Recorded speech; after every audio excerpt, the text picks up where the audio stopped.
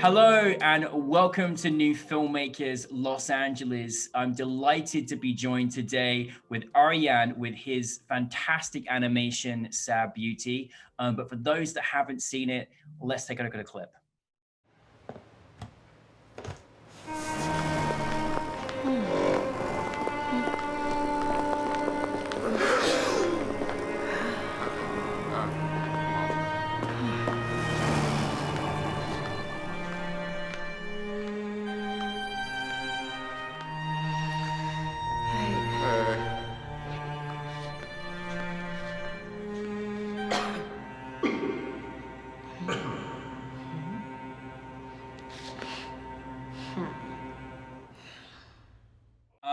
I'm delighted to be joined with you today, and I'm so grateful that we're from the west coast of the USA and the Netherlands right now. How exciting!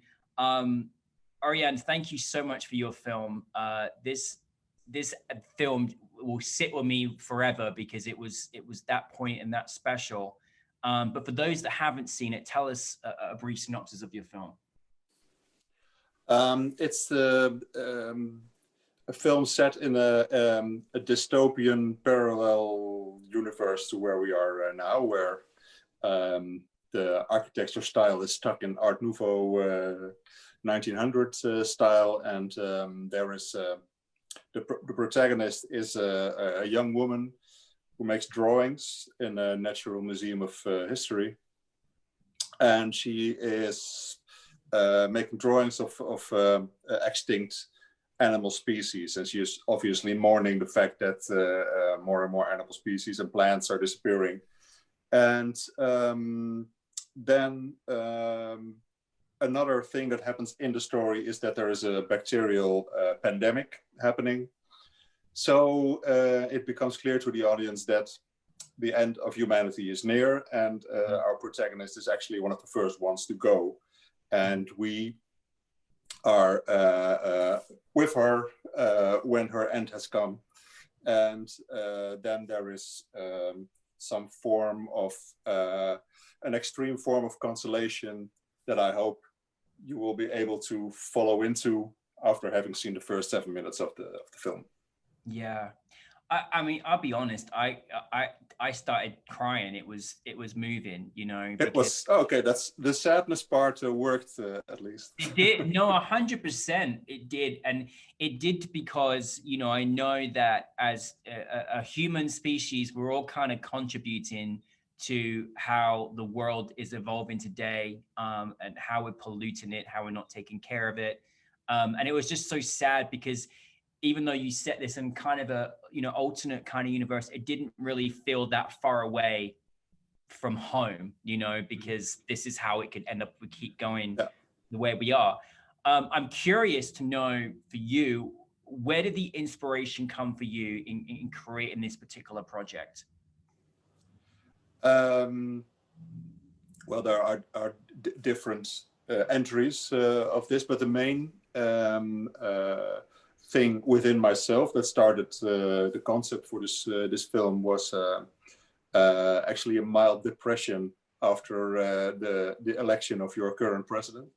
Oh, and I'm with you. Yeah, well, a lot of people are, and together with him, also in of course in Turkey, in Russia, in the Philippines, all these Brazil, all these autocrats are becoming much more influential, and that is actually a big problem, not just for democracy, but also for our capacity to do something about the ecological crisis that we are in at the moment. So that depressed me. I wasn't suicidal or anything, but I did need to find something to make the whole life feel like purposeful in a way. Mm-hmm. And I started looking, probably not consciously as a remedy, but I was getting more and more interested in, like the series Cosmos, things about the marvel of nature, the marvel of life even existing.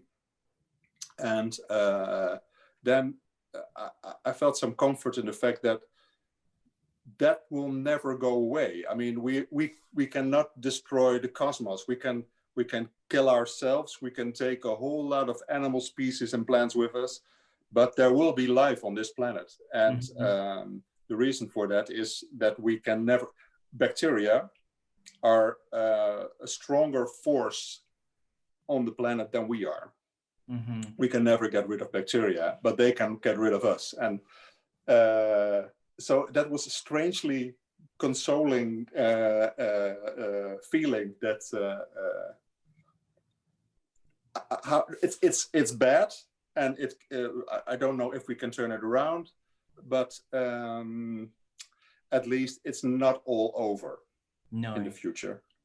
Well, I'm so glad that you turned, you know, a difficult time for you into, you know, essentially turned a piece of art and created something. And what's so special about your, I mean, I just, it was even just the way that you every scene that was, you gave us, like even just the way that she walked just very slowly, it was just so sad. It really was, and sad that we were just, you know, contribute. And you made a very good point of, if we continue going to have people that aren't going to support the climate change and the ecosystem and move it in the right direction, this is what could happen. And we don't realize that as much as we should. I mean, I would go as far as saying your film should be seen by every school, every educational facility, every political party, because it's that important. Was that kind of something that you wanted as well, a little bit? Well, I didn't set it up as an educational piece, because I always just want to make, I'm an artist. I just want to make a good piece of art. And actually, before I even got depressed myself, I had the plan to make the next film sad, because I had a comedy before. And so I wanted to explore that form of drama a little bit. But then, of course, it wasn't only an exercise in making a sad film, but also something that became more important to me while the process was continuing. And you said educational, and I never really thought about making this something for children or education or anything. But then, without me even submitting it to that festival, it was selected for the International Kids Film Festival. It's this giant organization that is showing films to millions of kids around the world in schools. Wow. And they picked this film for, which at first surprised me. I thought, like, are we going to show kids like some girl dying? And but then I thought about it. Yeah, well, okay, it's not, they're not going to show it to toddlers, but no. Like 13 year and upwards. So yeah, that was great. That's actually it's doing well in festivals, but that was the biggest surprise and sort of the most rewarding feeling that all the results of the film gave me so far. Well deserved, and it must feel fantastic, because I mean, I'm sure that's gonna, you know, inspire, you know, the next generation to, you know, some people out there are going to maybe think, well, I want to do something about the planet. I mean, you never know who you're going to inspire, and, you know, children are our future. So, you know, this is fantastic. I mean, you know, to add more light to you, I mean, it's so great that we get to celebrate amazing Dutch filmmakers with NewFilmmakers LA in partnership with the Academy of Motion Picture Arts and Sciences. That must, you know, feel special that, you know, you're getting, you know, so much recognition for your film as well. Yeah, that's absolutely, that is very nice. Yeah, but it's always a bit abstract. Even if you, because now, of course, we don't have the possibility to actually go to festivals. So there's a lot of this, there's a lot of these kind of meetings that we are having now, and that is great. But even by previous films, and when I was able to go to festivals, that is a super nice experience, you know, to meet other filmmakers, and the fact that the film is chosen also is sort of rewarding, but I don't know. It's nothing compared to the achievement of making the film in the first place. You know, that's the moment that you think, okay, this is okay. Now it's sort of good. Now it's.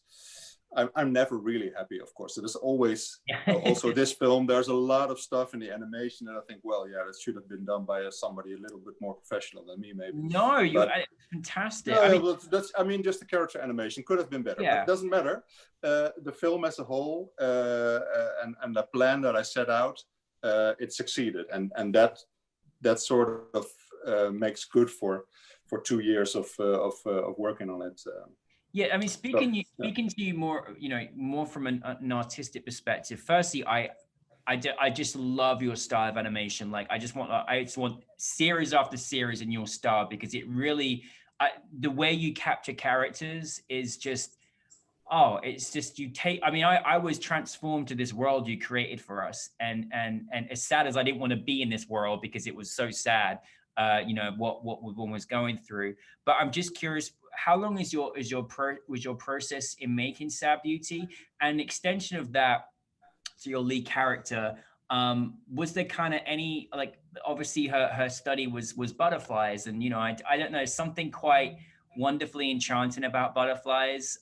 You know, like, I know a lot of people that are kind of, butterflies warms their heart. Was there any kind of symbolism towards that also as well?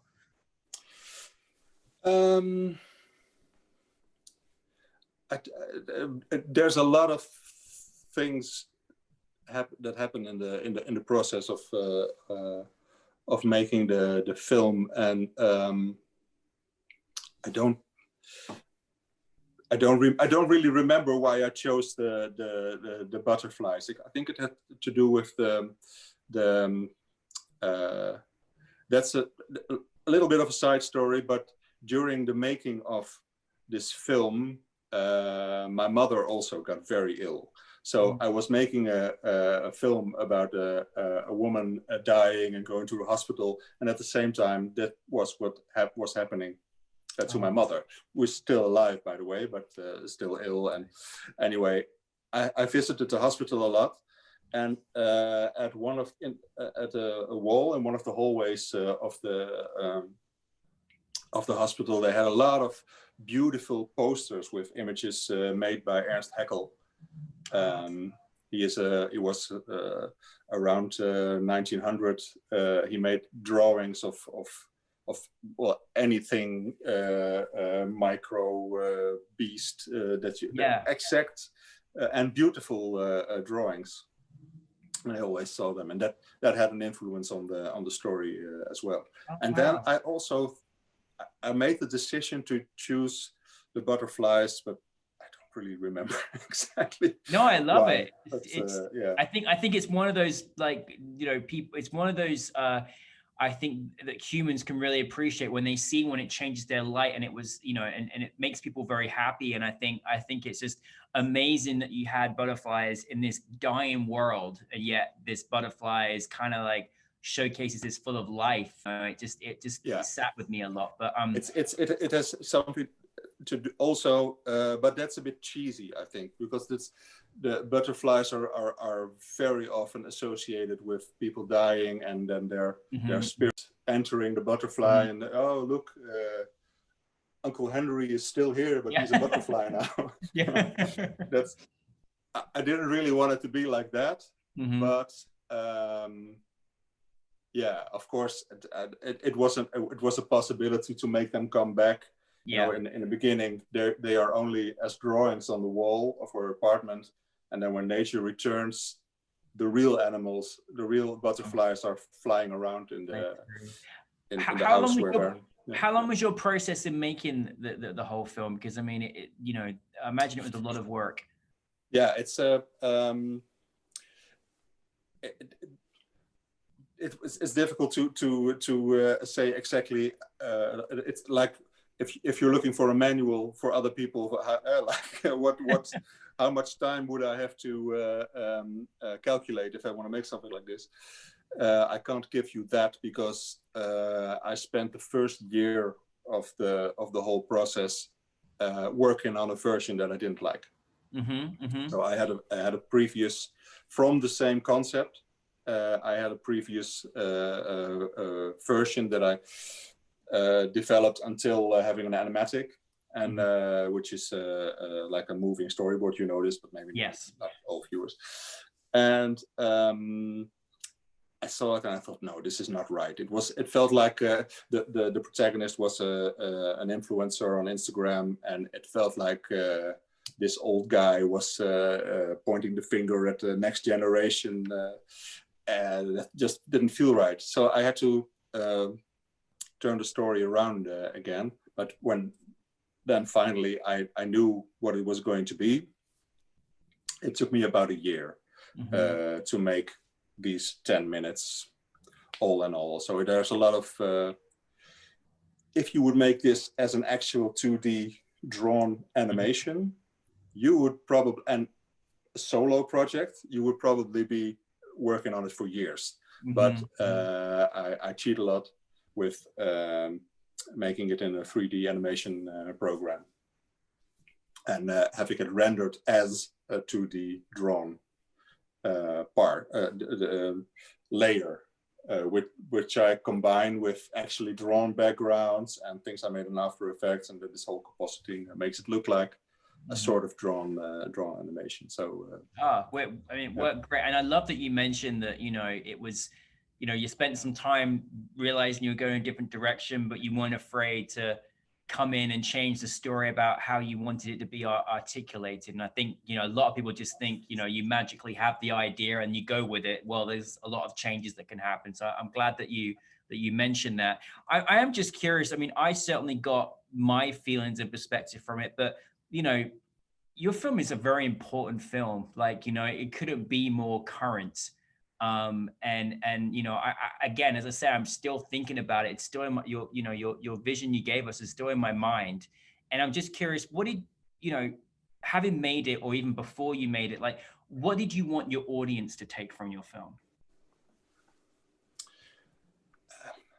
It was actually just, most of all, it was just a challenge to, it was to challenge them to see my form of consolation, because a lot of people around me are depressed about the environment, and they should be. And it's, but you don't help anyone by just being depressed, or just worrying about it all the time, and feeling like that we're all going to and that's it. I mean, the fact that there is value outside of the human species, that was something that felt like consoling to me, and I was trying to share that. Of course, the way that it's related to the current events now, I couldn't imagine that when I was making the film. I didn't know that there would be an actual pandemic at the moment that the film was finished. So it's a lot more. I don't know the germane, is that the word? Than I expected it to be. No, well, we're glad that you made it. I mean, it's, again, I think we can, you definitely have made a film that has made us feel like if we don't go out and do something right now, then, it's going to be too late. And I think it's also empowered, I'm glad that it's got on the children's circuit, because I think it'll empower a lot of young people as well, who are going to be living in our future and dealing with climate. And I think that's, I'm just so glad. But what is, I know you've got another project you're working. What is next for you, Arjan? The next film is also gonna have a bit of a retro vibe. That's what I always do. I take something from current event, and that subject I place in a visual style from the past, to make an interesting combination, and also to lift it out of reality a little bit, so you are more free to do something with it. And this time we are going to another dystopian world, but it's in the style of the architecture of between the big wars. So it's like 1920s, 1930s Art Deco world. Wow. of maximum surveillance and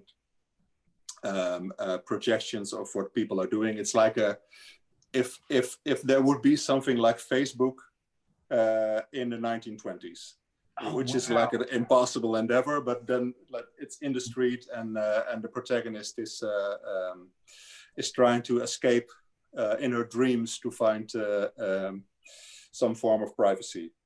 I love these worlds you take us in. It's always mesmer. I mean, it's mesmer. I can't wait to watch this next one. I'm already in it.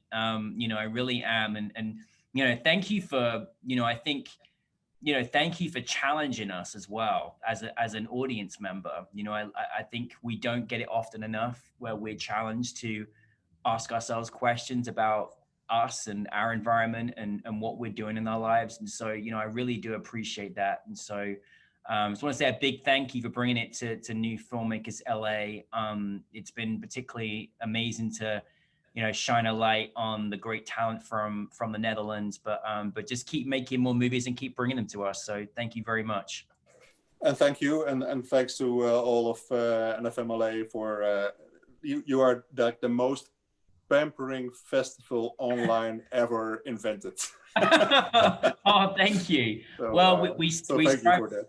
We can't do it without your film. So thank you very much for that. And I hope that we'll get to meet in person at some point in the future. But maybe in 2 years, if I or yes, I'll hold you to that. I'll be calling you up to ask how the film's doing. So thank you. Okay, thank you.